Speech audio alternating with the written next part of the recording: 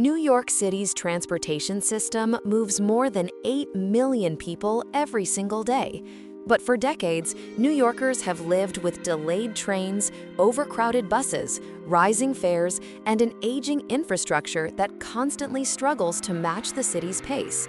Now, newly elected Mayor Zohran Mamdani believes this is the moment for a complete reset. What he is planning is not just repair work, it is a fundamental redesign of how New York moves. Inside City Hall, Mamdani's transportation agenda centers on 5 pillars: bus priority, subway modernization, fare justice, urban mobility, and climate-aligned transit planning. One of his earliest directives was a push for bus rapid reform. He wants to expand dedicated bus lanes across all 5 boroughs, enforce them with automated camera systems, and redesign congested corridors to keep buses moving at predictable speeds. His team argues that if buses can move even 2 miles per hour faster, the city unlocks hundreds of thousands of hours of saved commute time. But the subway, New York's backbone, is where Mamdani is planning his boldest moves. His administration is backing upgrades to century-old signals, expanding accessibility at more stations, and pushing the MTA toward real-time operational transparency. The message is clear: reliability is not optional. He wants New Yorkers to feel that taking the train is always the fastest, easiest choice.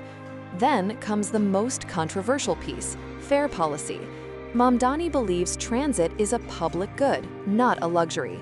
His advisors are exploring fare caps for low-income riders, protections against sudden fare hikes, and long-term models that tie funding to progressive revenue streams rather than commuter pockets. Critics argue this will strain the budget. Mamdani counters that a city is strongest when mobility is universal. Beyond buses and trains, his agenda extends into urban mobility: safer bike corridors, pedestrian-first street redesigns, and congestion management systems that reduce car dependency. He wants New York to match global cities like Paris and Seoul, where streets are being reclaimed from cars and returned to people. Supporters call this a visionary blueprint. Opponents warn it is too ambitious, too expensive. But in Mamdani's view, doing nothing is costlier. Transportation determines who has access to work, school, and opportunity.